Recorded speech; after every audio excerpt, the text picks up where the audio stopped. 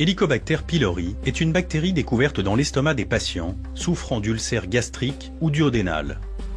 Cette bactérie a été désignée sous le nom d'Helicobacter pylori en raison de sa résidence principale dans une zone de l'estomac appelée pylore et de sa forme hélicoïdale.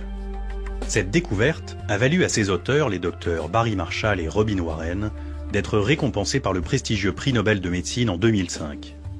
La découverte d'Helicobacter pylori a été révolutionnaire pour 3 raisons. Elle a révélé qu'une bactérie pouvait résister à l'acidité de l'estomac, ce qu'on pensait jusque-là impossible, et que cette bactérie était responsable de la plupart des maladies de l'estomac, mais également qu'un traitement à base d'antibiotiques pourrait, en l'éradiquant, guérir ou prévenir de nombreuses maladies de l'estomac. La première particularité d'Helicobacter pylori est de résister à l'acidité extrême qui règne dans le liquide gastrique. Les autres bactéries et virus sont habituellement détruits par la très forte acidité du liquide gastrique. Helicobacter résiste à l'acidité par 2 mécanismes. Dès son arrivée dans l'estomac, elle se déplace grâce à ses flagelles et va se réfugier dans le mucus, sorte de gel qui recouvre la paroi de l'estomac et protège les cellules. Elle renforce également cette protection en sécrétant de l'ammoniac qui neutralise l'acide environnant. Elle est donc ainsi parfaitement installée sur la paroi de l'estomac et peut y demeurer pendant des dizaines d'années. La deuxième particularité d'Helicobacter pylori est de provoquer des maladies de l'estomac et du duodénum. En se multipliant, en effet, elle va abîmer les cellules de notre estomac, soit en libérant des substances nocives, soit surtout en déclenchant une inflammation chronique appelée gastrite.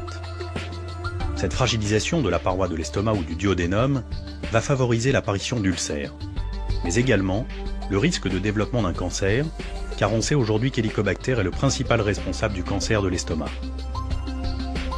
La troisième particularité d'Helicobacter pylori est de pouvoir être détruite par un simple traitement à base d'antibiotiques et de médicaments régulateurs de l'acidité.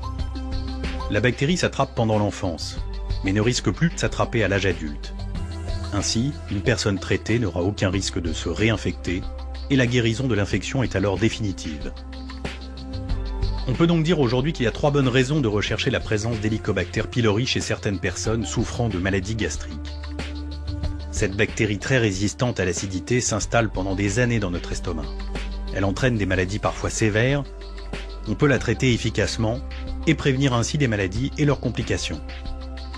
Pour répondre à toutes vos questions sur l'infection à Helicobacter pylori, une campagne nationale d'information et un site internet sont mis en place sous l'égide du groupe d'études français des hélicobactères.